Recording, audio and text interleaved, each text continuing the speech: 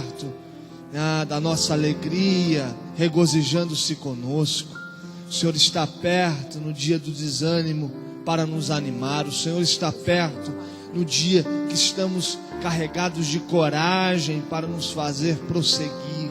O Senhor está perto da nossa família, perto, Senhor, quando a gente se sente só, à beira do caminho, pensando que ninguém está olhando. O Senhor está perto. O nosso coração se derrama diante de Ti, porque o Senhor é bom. O Senhor nos livra das angústias deste tempo. O Senhor preserva a nossa alma do abatimento. O Senhor nos encoraja. Queremos estar aqui nesta manhã para celebrar o Teu nome, para dar louvor a Ti, para sentarmos à mesa da ceia e celebrarmos a vida do Senhor através da morte e ressurreição de Cristo. Fica conosco. Receba, Senhor, as nossas vidas como um cheiro suave, como um verdadeiro culto diante de Ti. É a nossa oração em nome do Senhor Jesus. Amém. Continue em pé. Aleluia. Tu és santo, Deus, e não há outro igual a Ti. Levante as suas mãos para os céus neste momento. Diz: Tu és santo, eterno Rei. Tu és exaltado nas alturas, glorioso nos céus. Obrigado, Deus, porque hoje nós iremos ceiar. Aleluia, relembrando, Senhor, a Tua morte naquela cruz, que nos restaurou, que nos reconciliou, Pai.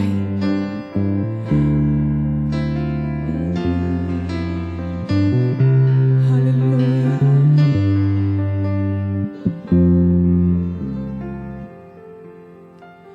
Luz do mundo, vieste à terra para que eu pudesse Te ver. Tua beleza me leva a adorar-Te. Quero contigo viver eternamente, Deus. Luz do mundo, vamos dizer novamente. Luz do mundo, vieste à terra para que eu pudesse Te ver.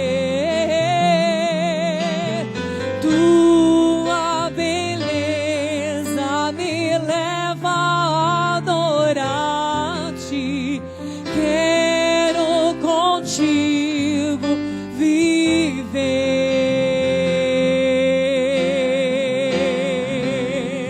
Vim para adorar-Te, vim para prostrar-me, vim para dizer que és meu Deus, és totalmente amável, totalmente digno, tão maravilhoso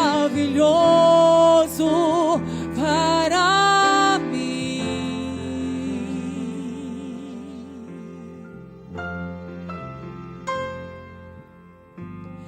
Eterno Rei, exaltado nas alturas, glorioso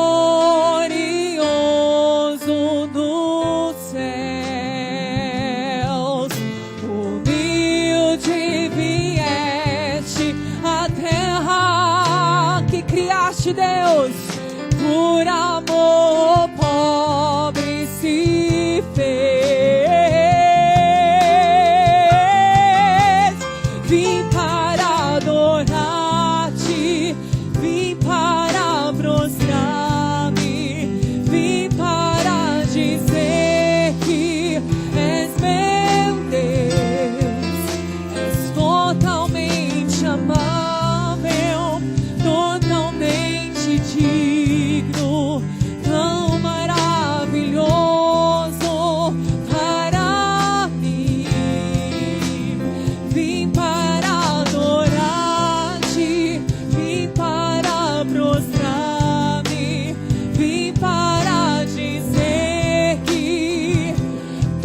nosso Rei, totalmente amável, totalmente digno, tão maravilhoso para mim.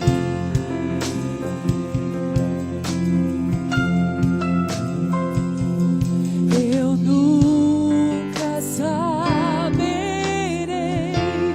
o preço dos meus pecados lá na cruz. Eu nunca. Diga isso mais forte ao Senhor. Obrigado, Deus, pelo teu amor que nos reconciliou. Eu nunca saberei o preço dos meus pecados lá na cruz. Eu nunca saberei o preço dos meus pecados lá na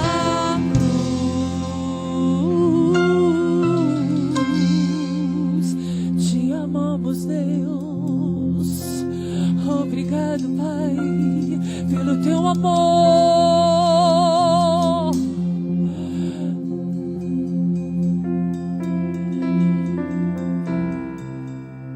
Deus. Obrigado, Pai, por nos amar primeiro, Jesus.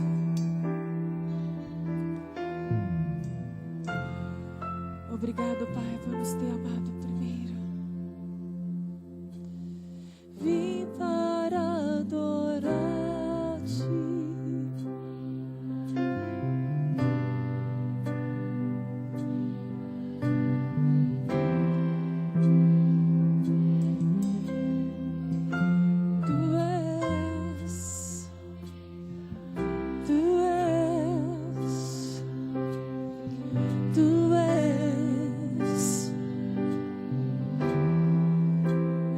Para mim,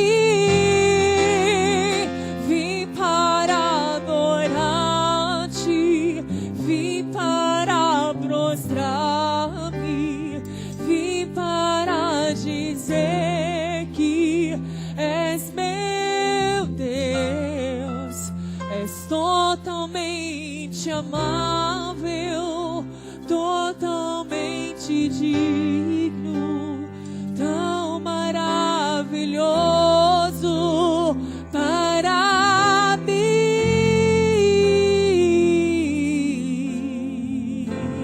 tão maravilhoso para mim. Aleluia, Jesus.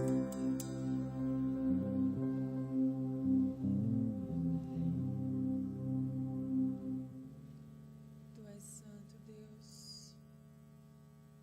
Tu és digno, Pai.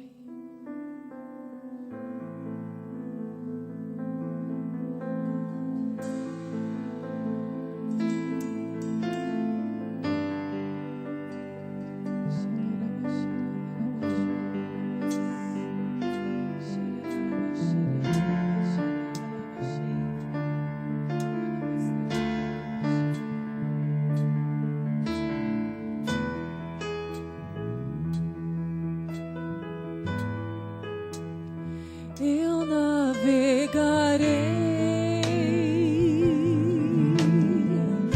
no oceano do Espírito, e aqui adorarei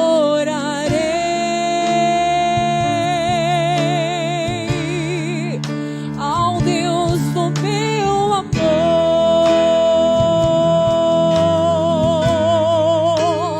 Eu navegarei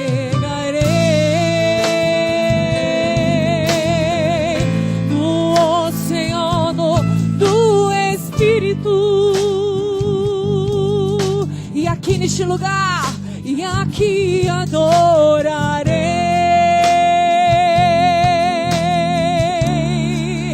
ao Deus do meu amor.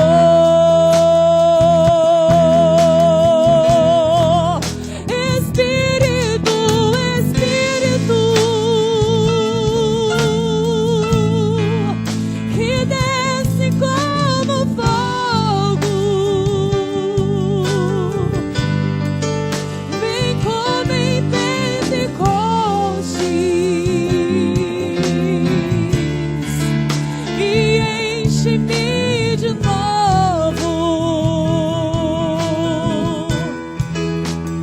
Eu adorarei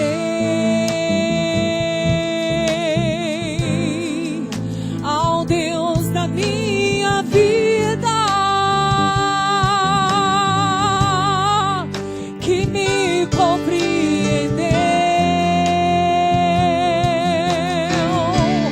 sem nenhuma explicação.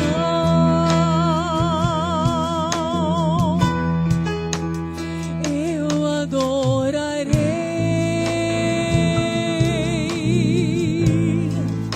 ao Deus da minha vida, que me compreendeu, que me aceitou, que me reconciliou sem nenhuma explicação.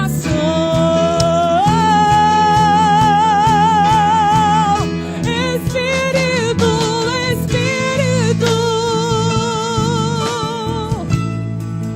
que desce como fogo, vem como em Pentecostes e enche-me de novo. Enche-me outra vez, ó Pai, com teu Espírito. Espírito, Espírito, como naqueles dias, ó Pai, que desce como fogo, vem como em Pentecostes e enche-me de novo, até transbordar.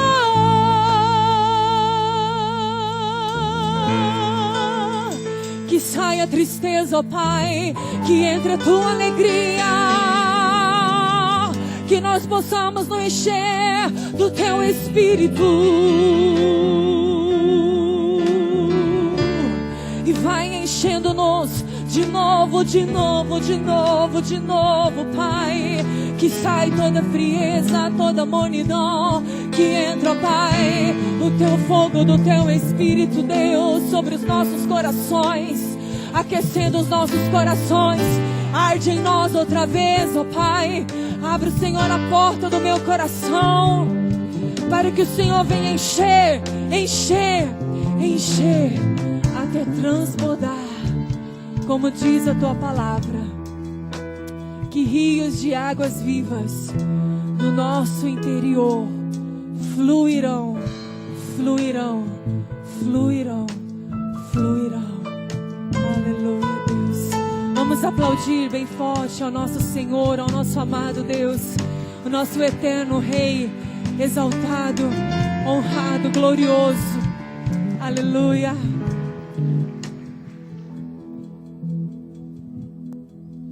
Pode sentar-se. Se tem alguém nos visitando nesta manhã, seja muito bem-vindo. É uma alegria ter você com a gente hoje cedo. Seja bem-vindo nessa manhã. Parece uma manhã de inverno, né? A hora que a gente pensa que o verão chegou, a coisa volta. Em casa, com criança, gripe, febre durante a noite inteira, dando remédio para um e medindo a febre do outro, e a madrugada vai, não é? Mas um dia acaba, não acaba, Carlinhos? Acaba, né? Aí vem os netos, aí os netos a gente cuida, mas que coisa boa. Seja bem-vindo você que nos visita, é uma alegria ter você com a gente. Hoje à noite nós temos o Santa Ceia, nosso culto de ceia, e você pode participar do culto e participar da ceia.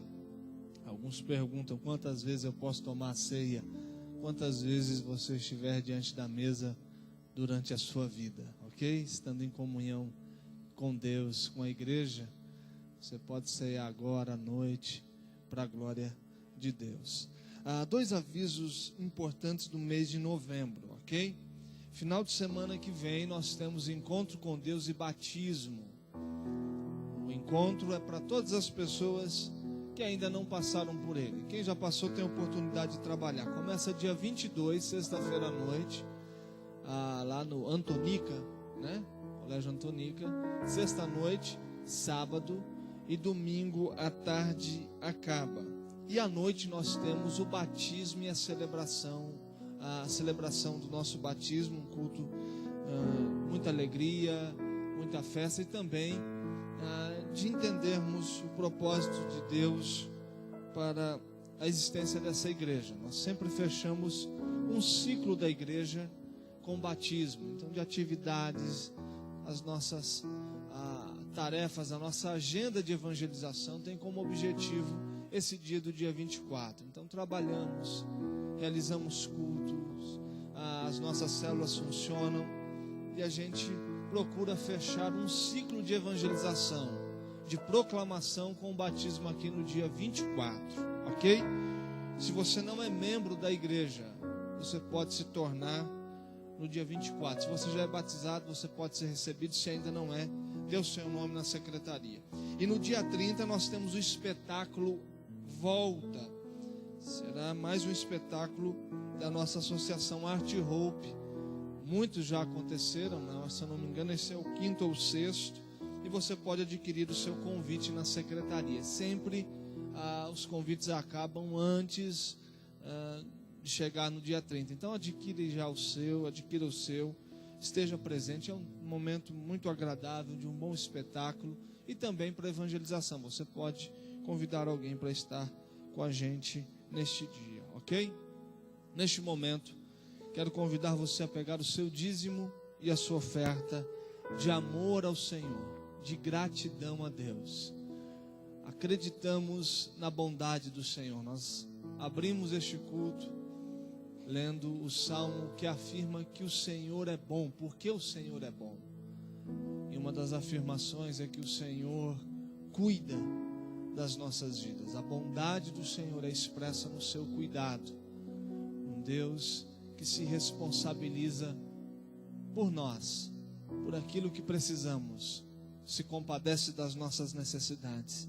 E a gente aprende a amar ao Senhor, e como um gesto de amor a gente entrega, com alegria, com generosidade, fazendo parte de uma história que Deus está escrevendo neste mundo, uma história de salvação. E fazemos isso através dos nossos recursos também, ok?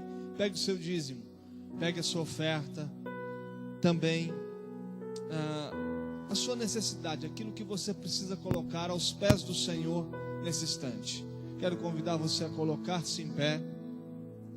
Nós vamos orar, agradecendo a Deus pela oportunidade que temos de entregar algo a Ele, ao mesmo tempo de colocar diante do Senhor as nossas necessidades.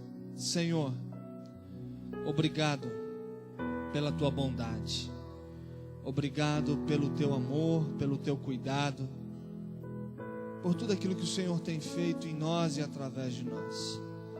Que as tuas mãos estejam sobre o teu povo, aqueles que estarão entregando, ofertando e dizimando, que eles possam experimentar da fidelidade, do cuidado e do amor do Senhor todos os dias. Que a providência do Senhor esteja na casa, no trabalho, na vida dos teus filhos. Colocamos também as nossas necessidades, aquilo que precisamos nesta semana, ainda neste ano. Portas precisam ser abertas, compromissos precisam ser alcançados, e a gente necessita da graça do Senhor. Olhe para a oração do teu povo, atenda. É a nossa oração em nome do Senhor Jesus. Amém. Sai do seu lugar, traga aqui à frente o seu dízimo e a sua oferta. Deus enviou seu Filho amado para nos salvar e perdoar.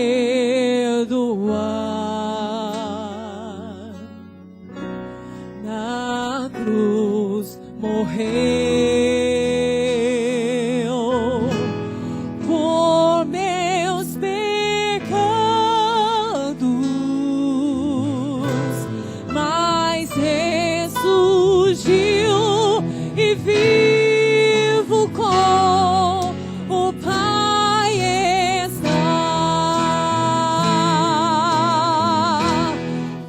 porque Ele vive, posso crer no amanhã, porque Ele vive, temor não há, mas eu venci, eu sei que a minha vida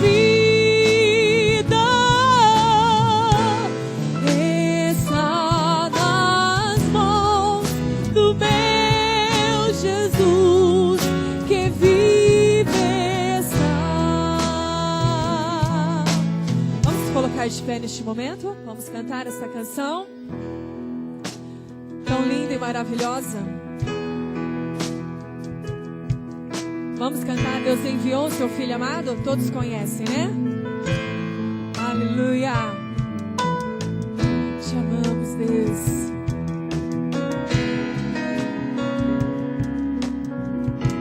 Começo, tá? Deus enviou seu Filho amado para nos salvar, e nos perdoar e perdoar. Na cruz morreu por meus pecados, mas ressurgiu e vivo com o Pai está, porque Ele vive.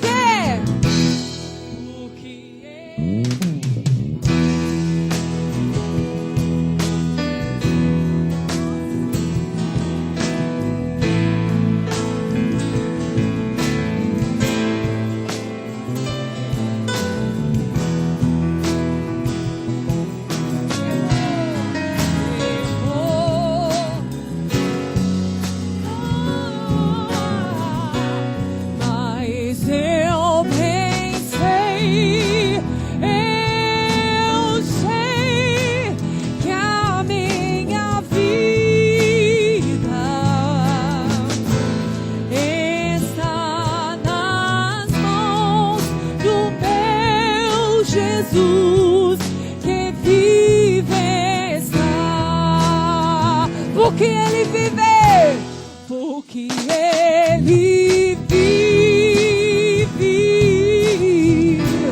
posso crer no amanhã, porque Ele vive, temor não há, mas eu pensei, eu sei que a minha vida está nas mãos do meu Jesus que vive está. Vamos dizer novamente, porque Ele posso crer no amanhã.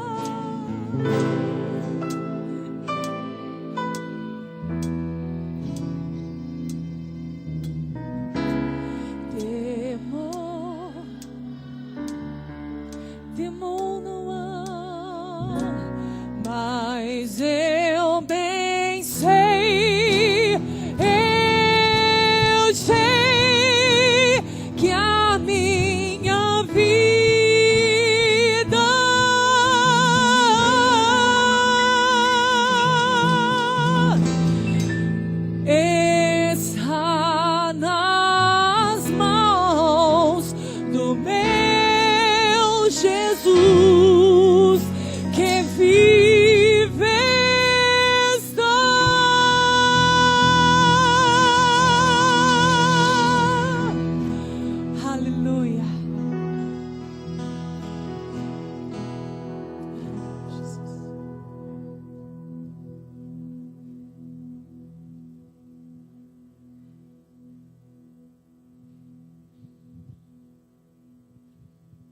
Bom dia, podem sentar-se, graça e paz. Louvado seja o nome do Senhor, por sua bondade infinita. E hoje é domingo, um domingo especial, depois de um momento de chuva tão gostoso ontem. Nós estamos aqui na casa do Senhor e hoje nós temos a presença aqui do pastor Eduardo. Pode vir aqui, pastor. O pastor Eduardo é da Igreja da Paz em Curitiba. A igreja que é liderada no Brasil pelo pastor Abe Uber. E o Eduardo tem família aqui em Arapongas, a mãe da esposa dele aqui de Arapongas. E nós o convidamos para estar conosco nesse fim de semana. E desde quinta-feira ele está conosco, fazendo um trabalho com a nossa juventude, com a Conexão Hope, os jovens da igreja. E agora pela manhã ele falou ali a liderança da igreja. E vai ministrar a palavra de Deus aqui para nós. Eduardo Fialho, glória a Deus. Então eu quero convidar você a estar com o coração aberto para ouvir a palavra do nosso bom Deus. Lembrando que nós temos culto hoje às 19 horas. Logo após a palavra do pastor Eduardo, nós vamos ter a Santa Ceia do Senhor. Fique em pé em nome de Jesus, por favor.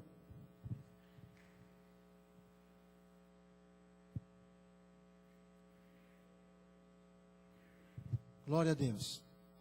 Estenda a sua mão direita para cá. Amém. Diga comigo assim: meu Deus, abençoe a vida do pastor Eduardo.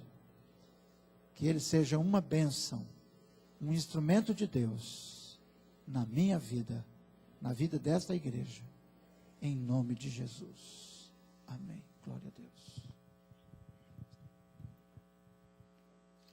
Aleluia. Obrigado. Paz do Senhor, queridos. Amém. Glória a Jesus. É uma honra estar aqui com os irmãos. Eu disse isso na quinta-feira à noite. Toda a minha infância foi aqui nesta igreja. Então, se tem algum diácono aí da minha época que eu dei muito trabalho, já vai me perdoando. Corria bastante no tempo aí, os irmãos viviam pegando a minha orelha. Já vão me perdoando aí, viu, irmãos? Se tinha algum diácono aí da minha época aí que chamava a minha atenção, você já me perdoa pelo trabalho que eu dei a vocês. Toda a minha infância eu fui aqui nessa igreja. Claro, era bem mais simples, bem menor. Mas eu tenho um carinho muito especial por esta igreja. É realmente um prazer muito grande estar com vocês. Eu queria que você abrisse comigo a sua Bíblia, Evangelho de Lucas, capítulo 15. Nós vamos fazer 3 partes nessa mensagem hoje. Evangelho de Lucas, capítulo 15, ali no verso 1 mesmo.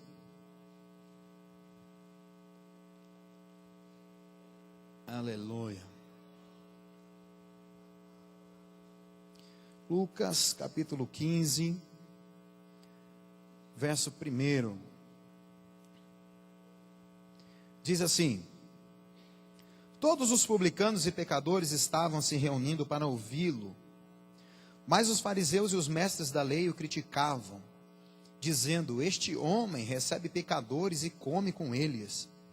Então Jesus lhes contou esta parábola: qual de vocês que possuindo 100 ovelhas e perdendo uma, não deixa as 99 no campo e vai atrás da ovelha perdida até encontrá-la?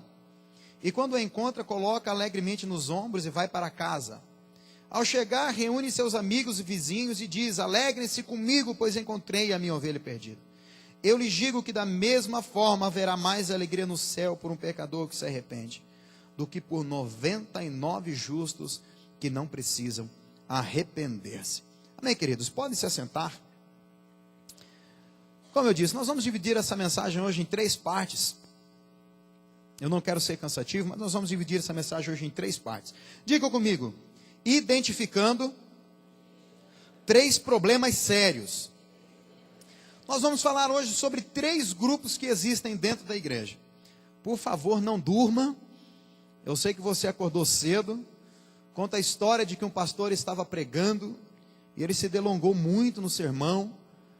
E aí o irmãozinho lá na igreja acabou dormindo, deitando no ombro da esposa e pegou no sono. Aí o pastor parou o culto e falou para ele assim, para a esposa dele: falou, irmã, a senhora quer fazer o favor de acordar seu marido? Ela olhou para o pastor e falou: pastor, o senhor me perdoa, mas quem fez ele dormir foi o senhor. Eu acho que quem devia acordar ele era você mesmo. Então, por favor, não durma, porque senão eu vou ter que te acordar. Mas eu vou ser bastante breve com os irmãos. Nós vamos falar hoje sobre 3 grupos que existem dentro da igreja. E vamos identificar 3 problemas sérios e como resolvê-los. Amém? O primeiro problema que eu quero falar com você aqui hoje, se você pegar todo o texto de Lucas 15, você vai perceber que trata-se da mesma situação. Todas as 3 parábolas, de repente as parábolas mais famosas que Jesus já contou, que foi sobre a ovelha, sobre a moeda e sobre o filho perdido, né? Nós vamos observar que ela acontece toda dentro do mesmo contexto, ela acontece toda dentro da mesma situação, com o mesmo grupo. Então, olhando assim todo o texto de Lucas 15, nós entendemos que Jesus ele queria ensinar 3 lições importantíssimas para a igreja. Jesus ele tinha um objetivo, que era ensinar a igreja a resolver 3 problemas que eles enfrentavam desde aquela época e que nós enfrentamos até o dia de hoje. A Bíblia nos diz de 3 coisas perdidas. Quantas coisas eu disse que a Bíblia diz? 3 coisas a Bíblia diz de coisas perdidas. A primeira coisa perdida que a Bíblia nos fala, ela nos fala sobre a ovelha perdida. A segunda coisa que a Bíblia nos fala sobre perdida, ela nos fala sobre a dracma, ou sobre a moeda perdida. E a terceira coisa que a Bíblia nos vai falar, que alguém tinha perdido, ela vai falar sobre o filho perdido, ou a parábola do filho pródigo, como você queira. Mas o primeiro grupo que eu quero identificar esta manhã com a igreja, o primeiro problema que eu quero identificar com a igreja esta manhã, é o problema da ovelha perdida. Quem aqui já perdeu alguma coisa, sabe como é horrível. Esses dias eu cheguei na igreja tão preocupado, tão atarefado, com muitas coisas para fazer, e conversando com o irmão, eu peguei a chave do meu carro, a chave do escritório, coloquei em cima do carro dele, resolvi o que tinha que resolver, alguém já me levou do lado, e depois eu não sabia onde que eu tinha guardado a minha chave. Eu revirei a igreja toda, dentro do carro, olhei em todos os cantos, no chão, afastamos o carro, corremos, botei os meninos, funcionários da igreja, para procurar as minhas chaves, e não achávamos a chave, porque eu tinha colocado a chave em cima do carro do irmão, e ainda bem que ele não foi embora. É horrível perder alguma coisa, o sentimento de impotência, o estresse toma conta de nós, é terrível quando perdemos alguma coisa. E eu sei que Jesus, quando ele nos deu essas 3 parábolas, sobre essas 3 coisas perdidas, alguma coisa ele queria ensinar para nós. Então eu quero com você identificar essas 3 coisas, identificar esses 3 problemas, identificar com você as maneiras de resolvê-los. E o primeiro problema que eu identifiquei é sobre a ovelha perdida. Quem aqui é a ovelha do Senhor Jesus? Levanta a mão para o alto, dá um glória a Deus aí. Todos nós somos ovelhas, amém, irmãos? Glória a Jesus, todos nós somos ovelhas. E quando nós falamos sobre ovelha perdida, nós sempre nos lembramos das almas que estão no mundo sem conhecer Jesus, das pessoas que ainda não ouviram falar do Evangelho, que não fazem parte deste mesmo corpo, que não fazem parte dessa comunhão, não fazem parte dessa comunidade, não fazem parte da igreja. Quando falamos de ovelha perdida, nós logo nos lembramos das pessoas que estão no mundo sem Jesus. Mas eu queria trazer para você uma ótica, uma visão um pouco diferente sobre a ovelha. Eu estava observando o texto, e eu pude observar duas coisas aqui dentro desse texto de Lucas 15, a partir do verso 1, muito interessantes. Primeiro, eu observo que a igreja, nós como sociedade, porque a igreja também é uma comunidade, também é uma sociedade, nós também formamos grupos, e por muitas vezes dentro da igreja nós costumamos fazer grupos elitizados, costumamos fazer grupos seletivos e selecionar as pessoas que fazem parte do nosso relacionamento. Se você observar, a Bíblia diz que quem chegou para ouvir a pregação de Jesus eram os pecadores e os publicanos, que haviam se reunido para ouvir a palavra de Jesus. Então eu identifico duas coisas. Primeiro, na igreja nós formamos grupos seletivos. E o primeiro grupo que eu quero dizer para você é o grupo dos famintos. O grupo daqueles que estão na igreja para receber de Deus. O grupo daqueles que estão na igreja porque querem servir a Jesus. O grupo que estão na igreja porque querem adorar ao Senhor. O grupo que está na igreja porque querem fazer parte do reino. O grupo que está na igreja porque querem ganhar almas para Jesus. O grupo que está na igreja porque querem fazer alguma coisa de útil para o reino de Deus. Esse é o primeiro grupo. E geralmente este primeiro grupo é formado por publicanos e pecadores. A Bíblia diz que os sãos não precisam de médicos, porém, quem precisa de médicos são os doentes. Então eu aprendo isso, que sempre terá alguém aqui dentro da igreja precisando ouvir a palavra de Deus, alguém que precisa ser ganho para Jesus, alguém que precisa entregar a sua vida a Jesus, alguém que precisa receber Jesus como seu único e suficiente Salvador. Esses são o grupo dos pecadores. Mas eu tenho um outro grupo dentro da igreja, né? Dentro dessa primeira situação, nós temos o grupo dos críticos em geral. Você pode observar que, embora os pecadores e publicanos se reuniram para ouvir Jesus, os fariseus e os mestres faziam o quê? Criticavam. É sempre assim. Quando um cristão vai ficando um pouquinho mais maduro, quando o crente vai ficando um pouquinho mais velho, quando o crente vai ficando um pouquinho mais formado, vai ficando um pouquinho mais maduro, vai ficando um pouquinho mais conhecedor da palavra, nós costumamos formar o grupo dos críticos. É o grupo que critica o jeito que um se veste, critica a palavra, critica o pastor, critica o líder, critica o discipulador, critica isso, critica aquilo, critica a igreja, critica o trabalho, critica o jovem, critica, e esquece-se de pregar a palavra e de cumprir o ID de Jesus. Eu observo claramente dentro desse contexto, Jesus pregando e os críticos criticando. Quem esse cara é? Se assenta com pecadores, se assenta com publicanos, se assenta com pecadores, com pessoas que não são da nossa estirpe, com pessoas que não são do nosso meio, não são do nosso nível social. E eu vejo claramente Jesus censurando a vida deles. Eu até disse isso esses dias atrás, porque muitos de nós nos preocupamos com as ovelhas perdidas. Nos preocupamos ou nos preocupamos? Mas quem vai se preocupar com as achadas? Porque uma coisa é você apriscar alguém, uma coisa é você trazer alguém para o aprisco, uma coisa é você arrebanhar alguém e trazer alguém para Jesus, uma coisa é você trazer alguém para o reino do Senhor, outra coisa é você cuidar desta pessoa. Porque sabe qual é o nosso grande problema? O nosso grande problema é que nós tratamos os novos convertidos e as pessoas que se achegam, nós queremos tratá-los como iguais. A Bíblia diz, e ela é muito clara quando Jesus falou: venham da maneira como você está. O nosso problema é que nós nos tornamos tão crentes, nós nos tornamos tão santarrões, nós nos tornamos tão teólogos, nós nos tornamos tão sábios, tão entendidos, que nós esquecemos de dar valor às coisas simples, que é trabalhar para o reino de Deus, ganhando almas e cuidando muito bem delas. Nós nos tornamos tão céticos em querer pregar um sermão rebuscado, falar um português tão correto, né?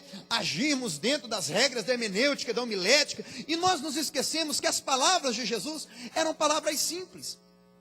Muitas pessoas costumam pregar o W, querem pregar o W do abecedário, né? O W, o Y, o Z, e explicar o porquê dos porquês, e nos esquecemos que é o arroz com feijão que nos sustenta.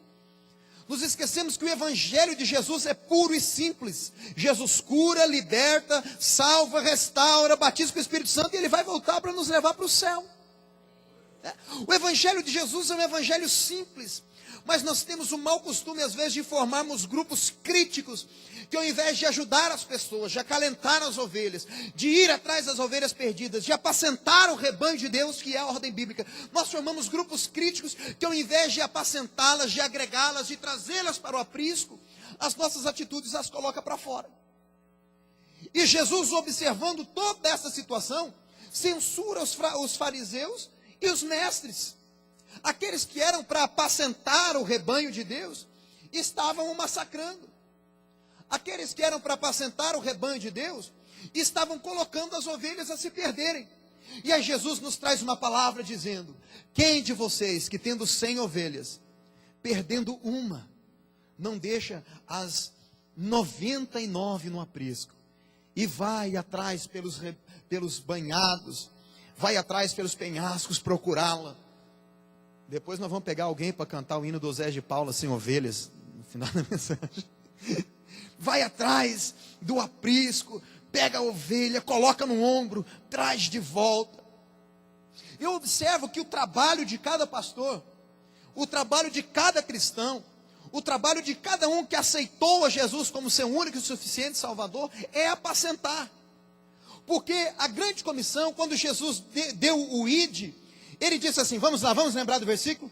Ide por todo mundo e pregar o evangelho a quem? E a sequência do versículo diz o quê? Fazer discípulos. Então, às vezes, nós transferimos a responsabilidade do fazer discípulos, ou transferimos a responsabilidade de apacentar o rebanho somente aos pastores. Transferimos a responsabilidade de apacentar o rebanho somente aos líderes. Mas a ordem de Jesus, do ide, ela fazia referência a quem? Só aos pastores ou ela fazia referência à igreja no geral? Ela fazia referência à igreja no geral. Mas nós pegamos só a primeira parte, ir por todo mundo, pregar o evangelho a toda criatura e morre aí. E nos esquecemos do fazer discípulos. Porque fazer discípulo, irmão, não é fácil. Não é fácil fazer discípulo, irmão. Porque bebezinho quando nasce, ele sabe ir no banheiro sozinho? Sabe se alimentar sozinho? Sabe fazer mamadeira? Anda sozinho, caminha sozinho? De maneira nenhuma. E o nosso principal problema que nós identificamos é a falta de cuidado com as ovelhas do rebanho do Senhor até que elas se percam. Porque quando um cristão vem para a igreja, vem aqui na frente, levanta a mãozinha para o alto, aceita Jesus como Salvador, nós agimos dessa maneira. Pegamos uma caixa de leite, e tem que ser caixa, que é mais difícil de abrir. Damos na mãozinha dele, falando, agora você aceitou Jesus, faz o seguinte, filho, aqui está a caixa de leite, vai para a tua casa e se vira. É assim ou não é? Quando você teve um filho, você fez assim com ele? Porque cuidar de bebê, irmão, dá trabalho, né? Bebê vomita o leitinho que mama, bebê faz cocôzinho na roupa, e limpar não é nada agradável. Então qual é o nosso grande problema? Às vezes nós não queremos cuidar das ovelhas, não queremos cuidar dos bebezinhos espirituais, até que eles se perdem no meio da multidão. Se você olhar para o seu lado, eu tenho certeza que você vai notar a ausência de muitas pessoas que outro dia, outro culto, entregaram a vida a Jesus e não estão aqui. Por que eles não estão aqui? Porque não foram apacentados. Ah, mas a responsabilidade de apacentar é do pastor da igreja. Você se engana. A responsabilidade de apacentar o rebanho de Deus é nossa. Bata no peito e diga, é nossa. É nossa responsabilidade apacentar o rebanho de Deus. O ide de Jesus não é só pregar o evangelho, é fazer discípulos. É cuidado com a alma. O ide de Jesus não é só sair por aí pregando e fazendo filhos espirituais e os abandonando. Se ter filhos aqui nessa terra, aqui no mundo, se você ter um filho e jogar ele numa lata de lixo é crime, te dá cadeia. E no mundo espiritual? Um dia um cara chegou em mim e ganhei 15 pessoas para Jesus. Falei para ele, você está cuidando de quantas? Nenhuma. Falei, então você não ganhou. Então você não ganhou. Porque a ordem é apacentar o rebanho de Deus que está entre vós. Então qual deve ser a nossa atitude com esse primeiro grupo, esse grupo da ovelha perdida? Né? Essas ovelhas que são os novatos na fé, eles precisam de quê? Eles precisam de amor e precisam de cuidado. Diga comigo, amor e cuidado. E essa responsabilidade de quem? Bata no peito de novo e diga, é minha. É nossa responsabilidade como pastores do rebanho do Senhor. Cuidar dos novatos. Cuidar das ovelhas perdidas. Sabe o que eu noto? Eu noto que havia um controle. Havia um controle. Porque o pastor sabia que tinha 100. Como é que ele sabia que agora só tinha 99? Existia um controle. Ele tinha todo o conhecimento, ele tinha uma visão ampla, uma visão geral do rebanho. Ele sabia tudo o que estava acontecendo no rebanho dele, tanto que ele notou a ausência de uma. No meio de 100 pessoas, se uma levantar e for embora, você vai notar a ausência dele? E aí, querido?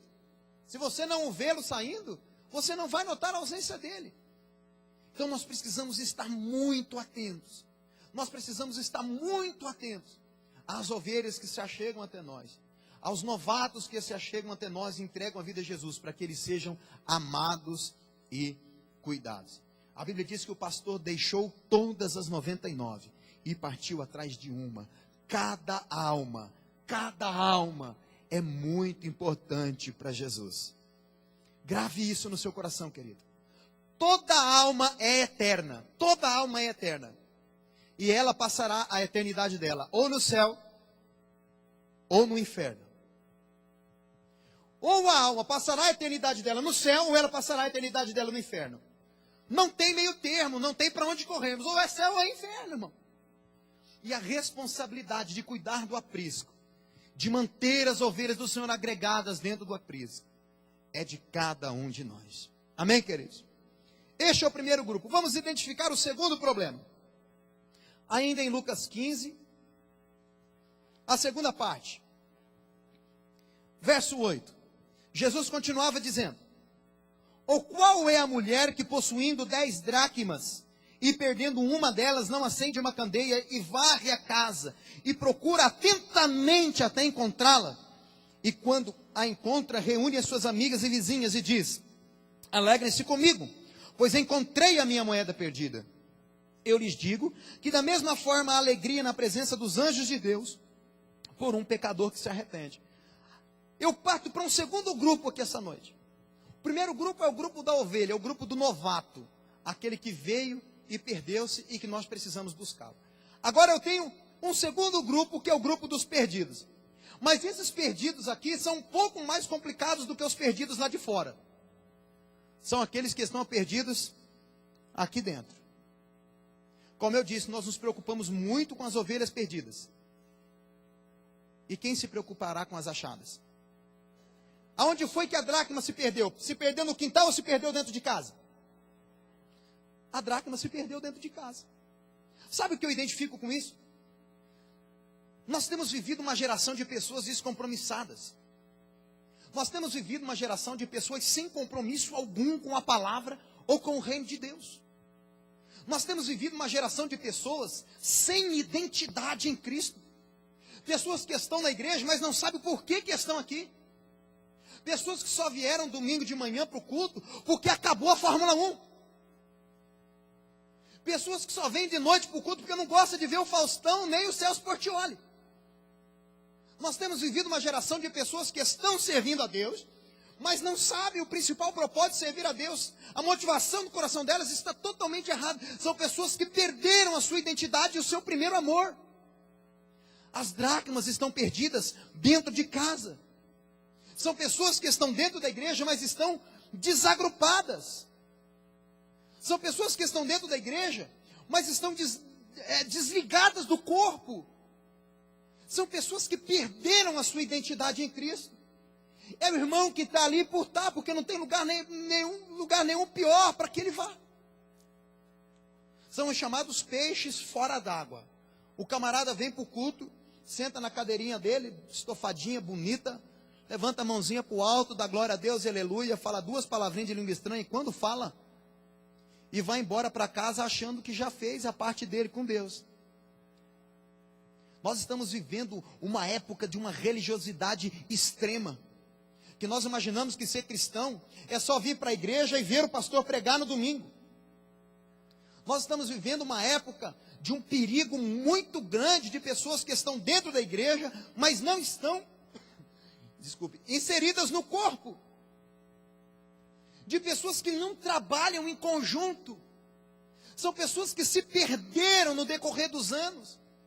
O camarada tem 20, 30, 40, 50 anos de crente. Mas o abençoado não progride, não anda. A vida espiritual dele está caquética. A vida espiritual dele está raquítica. O cara não vai para frente. A vida do cara não anda. A vida espiritual dele está parada, estagnada. São as dracmas que se perderam dentro de casa. São as dracmas que se perderam aqui. Eu fico imaginando quantas pessoas de talento, quantas pessoas de valor, quantas pessoas cheias de dom estão assentadas nesse banco agora me ouvindo, pregadores melhor que eu, melhor que o pastor da igreja, melhor do que o pregador mais famoso no mundo, pode ser você. Mas sabe qual é o nosso problema? Nós agimos como agiram aqueles homens. Pegamos o nosso dom, pegamos o nosso talento e abrimos um buraco no chão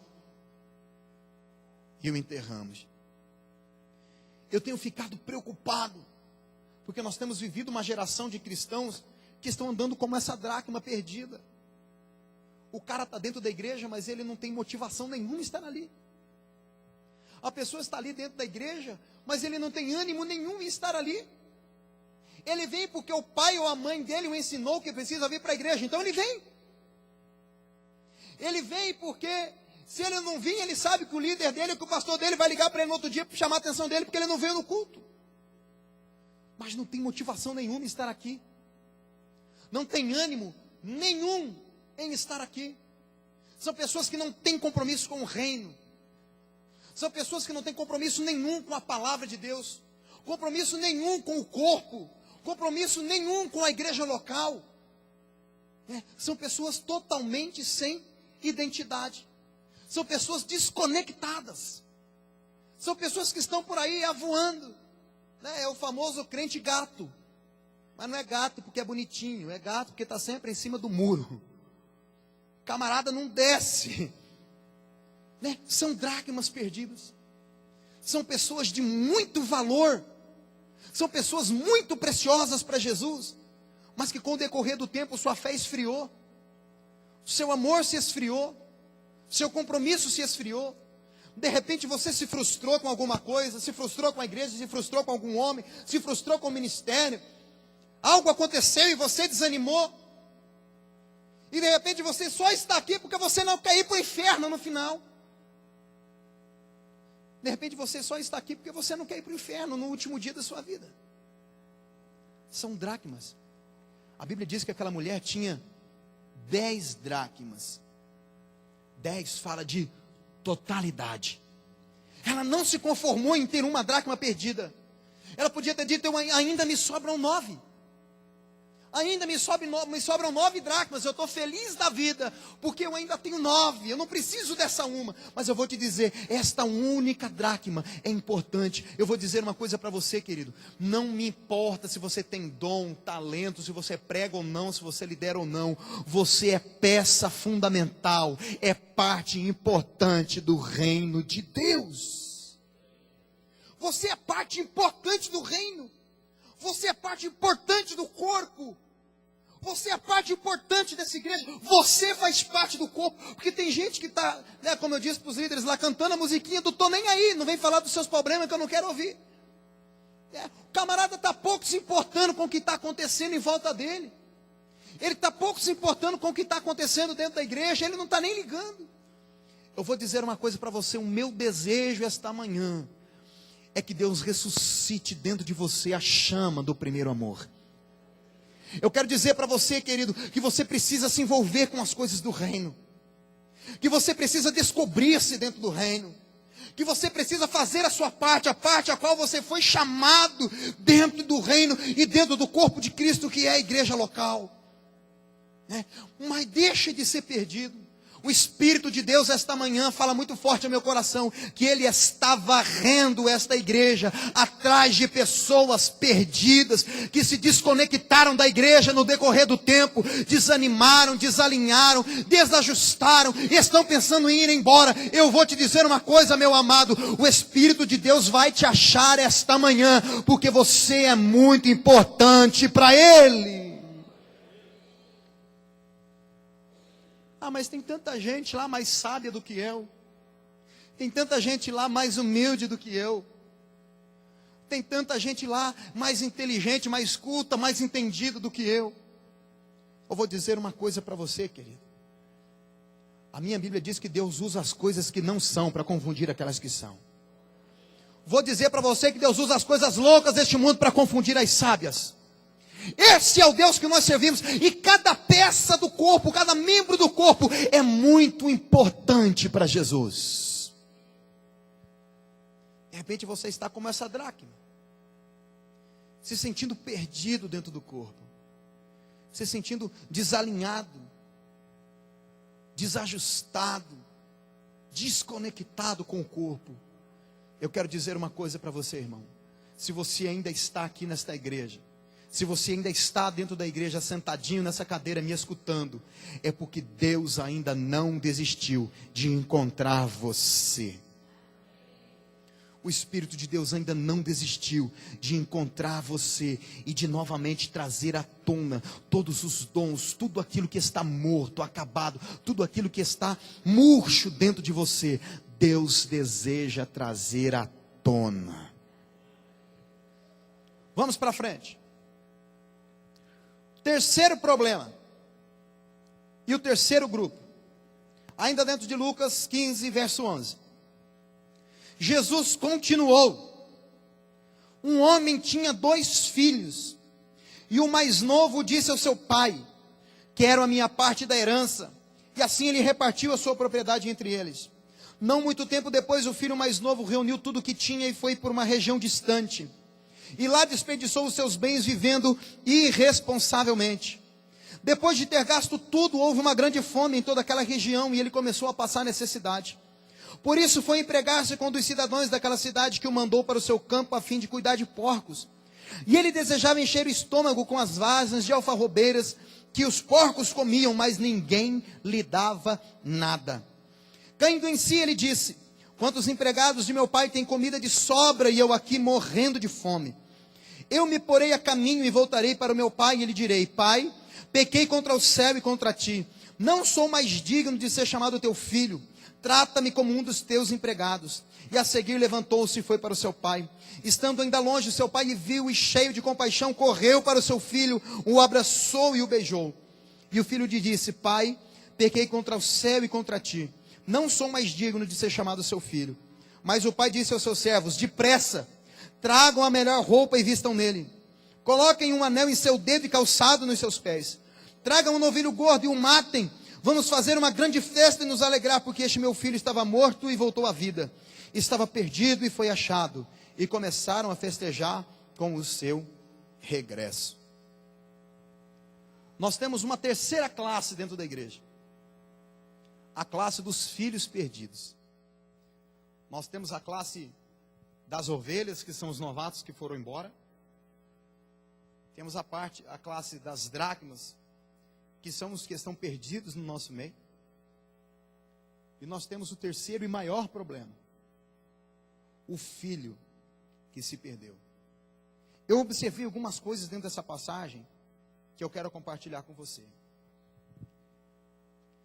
Quem tem mais de um filho sabe. O primogênito, o primeiro filho, é sempre quem sofre mais.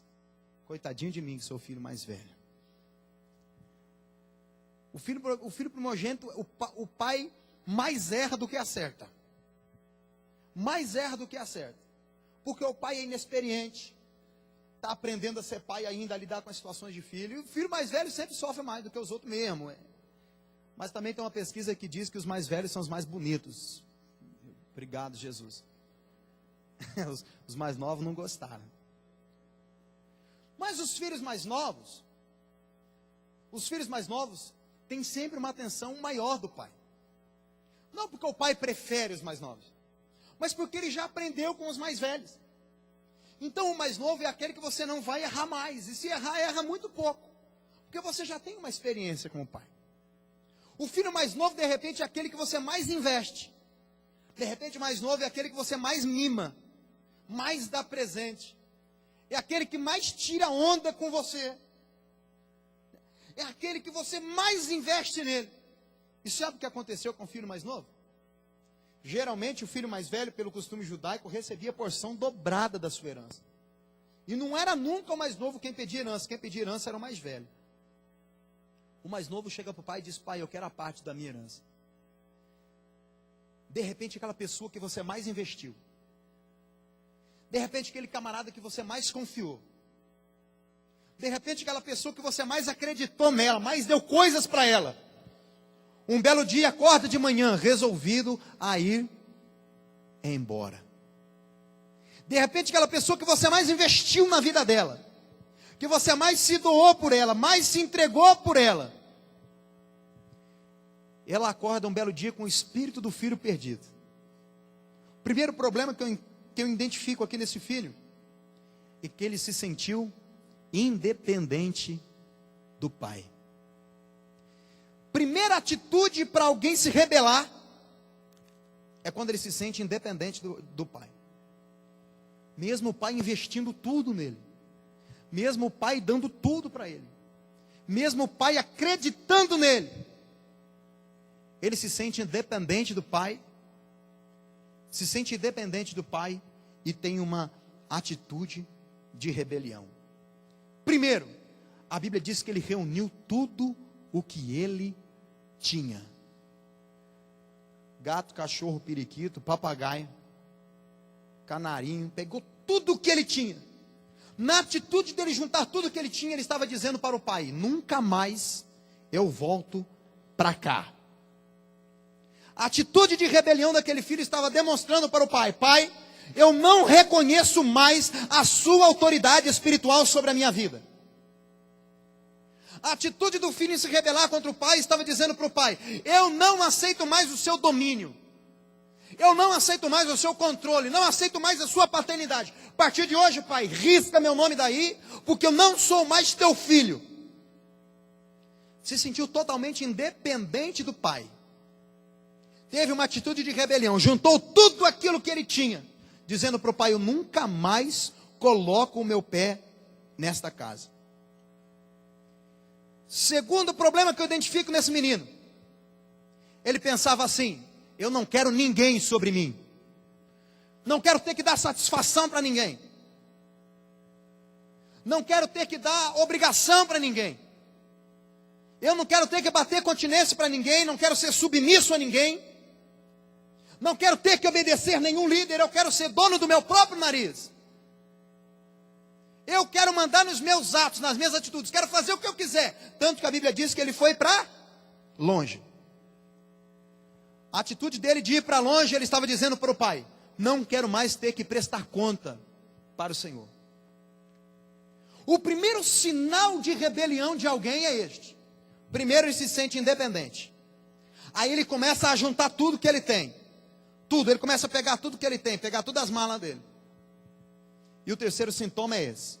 O que identifica um rebelde é esse: não quero ninguém sobre mim, não quero ter que dar satisfação para ninguém, eu vou ser dono do meu próprio nariz, vou ser dono de mim mesmo, vou ser líder de mim mesmo. Tanto que o filho pega tudo que ele tinha e foi para longe.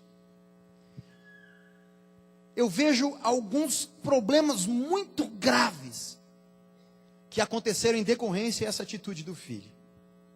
Alguns problemas graves, algumas consequências gravíssimas que vieram consequentemente após ele pegar a sua herança. Primeiro, existe herança de pai vivo?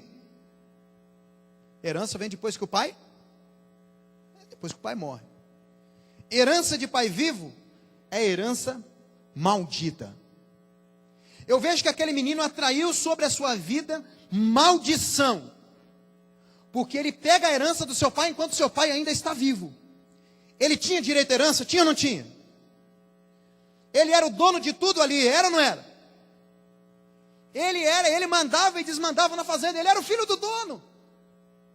Mas ele não se contentou em ser filho, ele queria ser dono. Ele não se contentou em estar debaixo de liderança de alguém, ele queria ser o líder. Eu não sei se aquele menino teve problema com algum empregado, alguém que não respeitou ele. Eu não sei o que aconteceu, mas ele decidiu: vou ser dono do meu próprio nariz. E por ele ter essa atitude de querer ser dono do seu próprio nariz, mandar na sua própria vida, ele acabou atraindo maldição para si. Ele acabou atraindo maldição para si. A Bíblia diz que rebelião é pecado de feitiçaria. Ele acabou atraindo maldição sobre a sua vida. E essa maldição foi se agravando a ponto de que ele viveu uma vida dissoluta. A Bíblia diz que ele viveu irresponsavelmente, gastando tudo aquilo que ele tinha. Porque quem toma a herança antes do tempo, sabe que a ruína está o esperando. Porque aquele que se rebela contra uma liderança, porque aquele que se rebela contra a paternidade, porque aquele que se rebela contra o líder, aquele que se rebela contra a autoridade de alguém, tenha certeza, ele estará atraindo maldição para si. Tenha certeza disso. Por isso que Paulo é tão enfático em dizer: vós servos, obedecei os vossos líderes em tudo, tanto os bons quanto os maus. A Bíblia ela é muito enfática a ela ensinar a obediência à liderança. E aquele menino atrai uma maldição para si. Você quer ver o que aconteceu com ele? Lá na fazenda do pai dele, ele era empregado ou ele era dono? Ele era dono, ele era herdeiro de tudo. Mas ele preferiu se tornar empregado. Você sabe qual é a diferença entre filho e empregado? Vou te explicar. Empregados são descartáveis.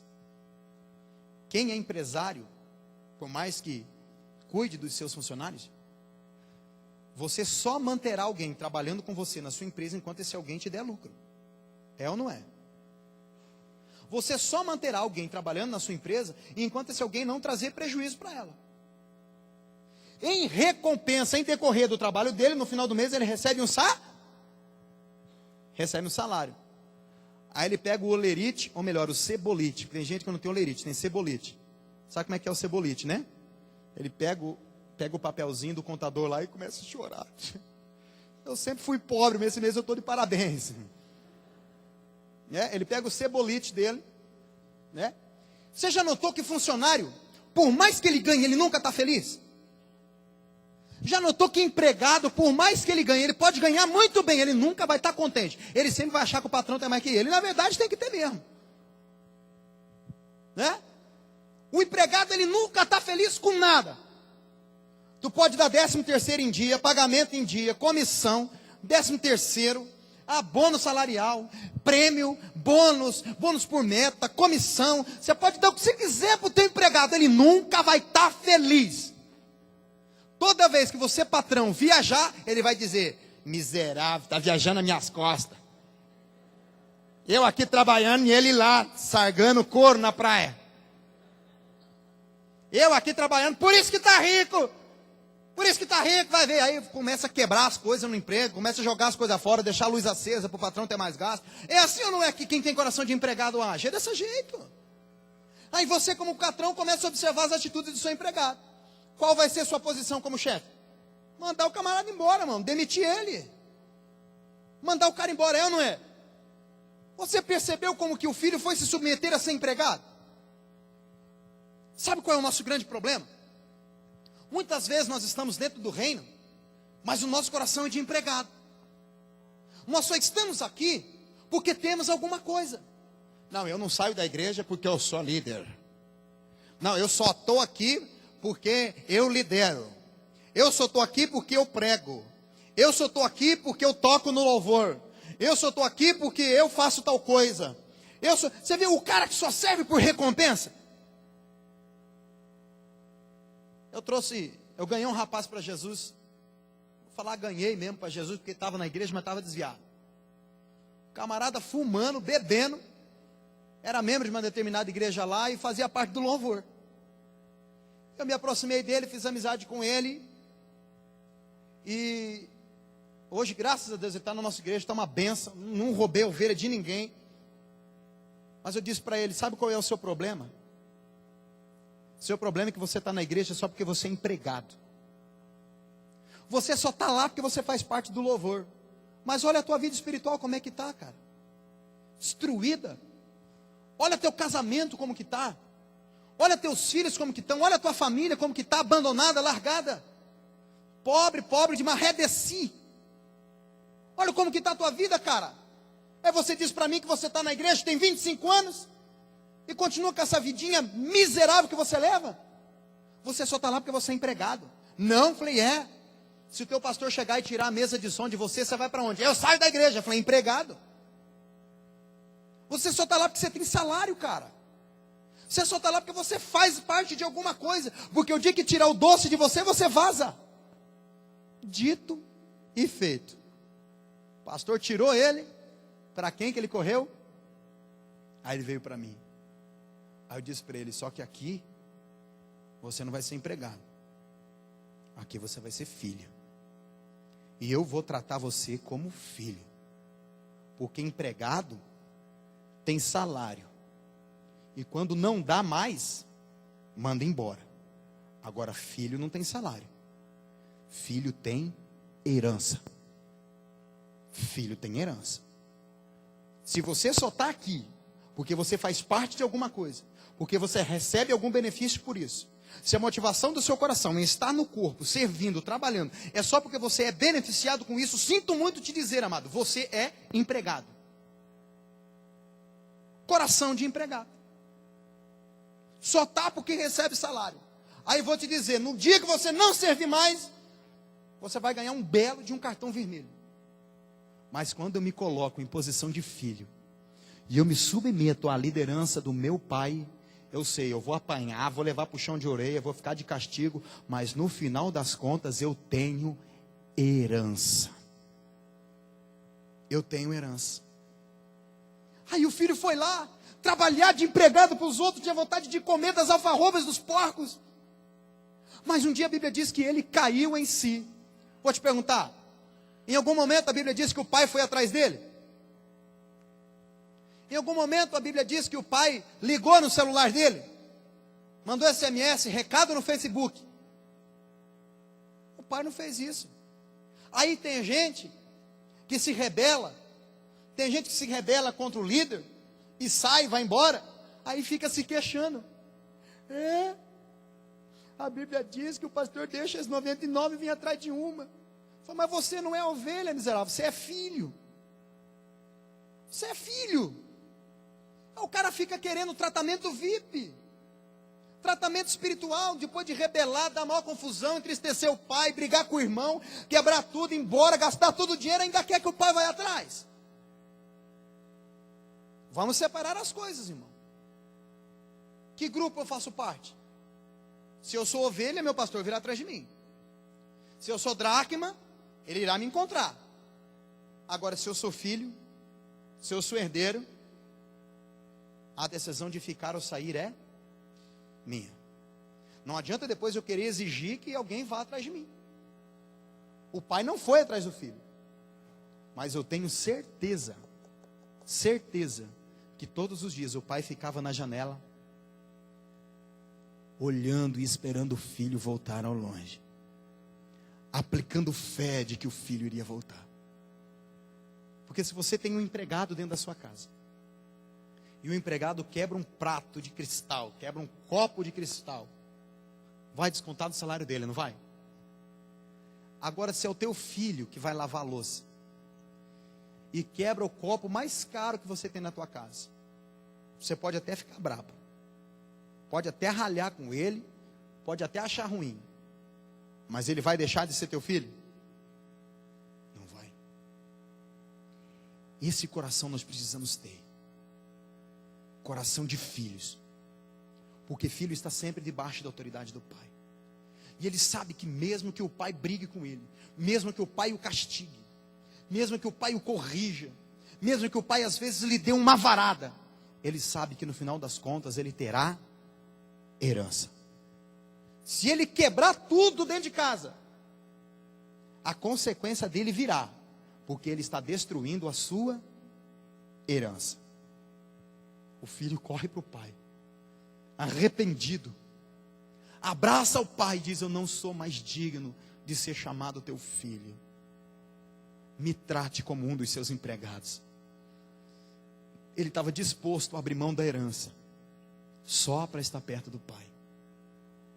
Ele estava disposto a abrir mão do seu direito legal de filho, só para estar perto do pai. Qual foi a atitude do pai?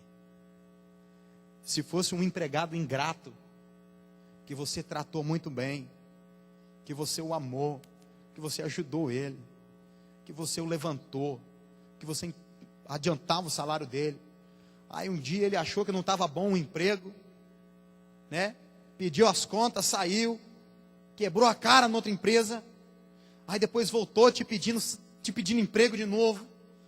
Aí tu olha para ele e fala: eu vou te dar um emprego, só que agora tu vai começar lá de baixo. É assim ou não é? Você vai começar lá de baixo, vai cavar buraco de novo, e agora o tratamento de mim para você vai ser diferente. Mas com o filho não foi assim. Quando o filho chegou e disse: pai, eu quero ser teu empregado, ele falou: não, você é meu filho. Peguem o anel que eu tenho guardado lá para ele, coloque no dedo dele. Pega a melhor roupa que existia aqui e veste ele. Pega o calçado e coloca nos pés dele, porque você não é empregado, você é meu filho. Pega o bezerro gordo, mata ele. Vamos fazer um bique de um churrasco, porque você é meu filho. quando o filho percebeu a besteira que ele fez, ele correu para trás, porque ele sabia que ele era filho. Por muitas vezes nós temos atitudes de empregado, nos rebelamos contra a nossa paternidade espiritual, nos rebelamos contra aqueles que cuidam das nossas vidas, cuidam das nossas almas.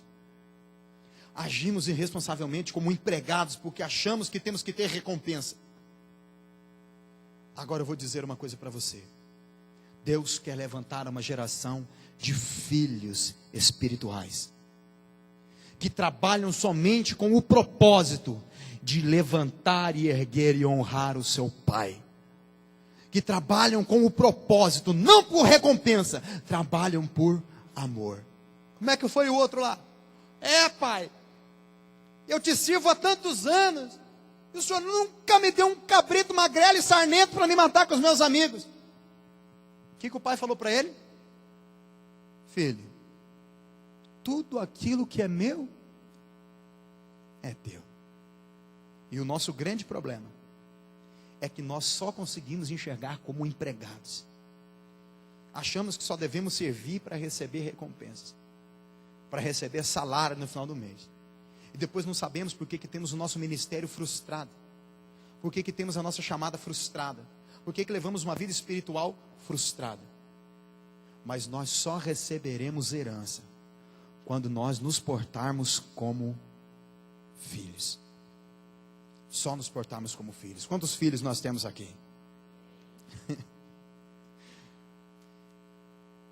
Eu tenho certeza absoluta que num desses 3 grupos nós vamos nos encaixar.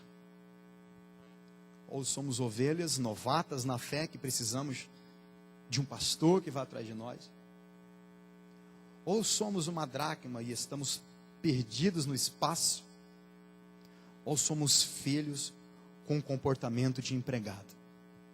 Mas o meu desafio para você esta manhã, querido, é que você se comporte como filho. Porque empregado tem salário, mas filho tem herança. Tudo aquilo que é do teu pai também é teu. Cuide da casa de Deus como você cuide da sua casa, como se fosse tua, porque na verdade ela é. Cuide das coisas do reino, porque ele é teu. Cuida das coisas do seu pai, porque você no último dia receberá a herança. Amém, queridos? Vamos nos colocar em pé. Gostaria que você fechasse os seus olhos, curvasse a sua cabeça. Nós vamos orar. Eu já vou devolver a palavra ao pastor Roberto. Senhor, eu quero te louvar esta manhã. Quero te engrandecer, Senhor, pela forma maravilhosa como o Senhor tem tratado conosco. Senhor, que realmente o Senhor levante do nosso meio uma geração de pais e filhos espirituais. Pessoas, Senhor, que não te sirvam somente por recompensas ou por salários. Pessoas, meu Senhor, que te sirvam por amor. Pessoas, Senhor, que sirvam a igreja por amor. Pessoas, ó Deus, que sirvam a igreja porque sabem que são filhos e são herdeiros de tudo aquilo que o Senhor tem para fazer neste lugar. Senhor, em nome de Jesus, que realmente nós possamos nos comportar como pastores que vão atrás das ovelhas perdidas. Senhor, que se alguém no nosso meio ainda está perdido, não se achou, não se localizou no corpo, esta manhã o Teu Espírito Santo possa estar renovando as nossas forças, renovando, Senhor, o nosso ânimo, nos trazendo de volta a chama do primeiro amor em nós. Senhor, em nome de Jesus, que a motivação do nosso coração seja a motivação correta de Te adorar e Te servir por aquilo que o Senhor é. Que a motivação do nosso coração ao trabalharmos no reino, ao trabalharmos na obra, ao trabalharmos na igreja, ao Te servirmos, seja a motivação correta de trabalharmos como filhos que somos, herdeiros de Deus e co-herdeiros de Cristo. Pai, em nome de Jesus, abençoe esta igreja. Abençoe, Senhor, o seu pastor, que é o pai espiritual deste povo. Senhor, em nome de Jesus, que o Senhor levante neste lugar uma geração de líderes multiplicadores, de discípulos fazedores de discípulos, e que o teu nome possa ser glorificado sobre a nossa vida, Senhor. Em nome de Jesus. Amém. Amém. Glória ao nome do Senhor. Mantenha-se em pé. Obrigado, pastor Eduardo, pela palavra. E que nós possamos, de fato, perceber, ter a percepção correta de que grupo fazemos parte. A bem da verdade, o Senhor Jesus é maravilhoso e nos chamou para um propósito especial, um propósito específico. Deus tem uma chamada para você. E a coisa mais triste na vida de um cristão, de uma pessoa que está na casa de Deus e que veio para Jesus, é ficar perdido, sem saber o que fazer. A vida cristã é tão cheia de significados, e nós precisamos entender o nosso significado no reino, na casa de Deus. Precisamos aprender a fazer discípulos, a cuidar de pessoas e também a sermos discípulos. Se deixe cuidar e se habilite a ser um cuidador de pessoas, porque há muitas pessoas que hão de ser salvas nesta cidade, ou hão de ser salvas por você em algum lugar deste mundo, e você vai encontrar o significado mais precioso da vida, o sentido mais precioso da vida, que é servir a Deus, servir na igreja, servir ao reino de Deus. Pastor Rubens, os pastores, venham para cá, os presbíteros, venham nos ajudar para celebrarmos a ceia. Pastor Eduardo também pode vir aqui. Glória a Deus.